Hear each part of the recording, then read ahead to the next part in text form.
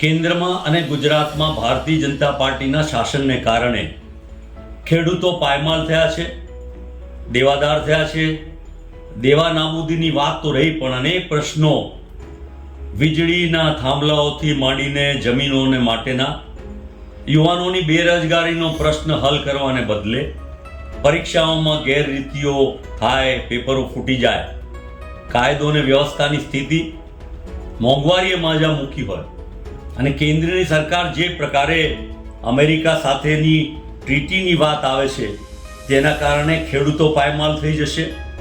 Textile industry ખતમ થઈ જશે, આ દેશનું એક્સપોર્ટ એને બહુ મોટું નુકસાન થશે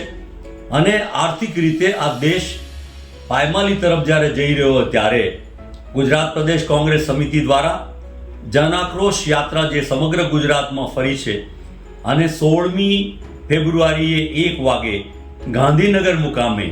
જન આક્રોશ સભા તરીકે આયોજન કરવામાં આવ્યું છે. અને જે પ્રકારે રાહુલ ગાંધી પાર્લામેન્ટમાં તમામ પ્રશ્નોને વાચા આપી આ દેશના રક્ષા બાબતની ચિંતા, આ દેશની વિદેશ નીતિ બાબતની ચિંતા, આ દેશના રોજગાર બાબતની ચિંતા, એના ખેડૂતો અને વેપારીઓની ચિંતા કરે છે, તે જ પ્રમાણે ગુજરાતની વિધાનસભામાં આ પ્રશ્નોને વાચા આપવા જે જન આક્રોશ સભાનું આયોજન કરવામાં આવ્યું છે 16મીએ બપોરે 1 વાગે ગાંધીનગર મુકામે.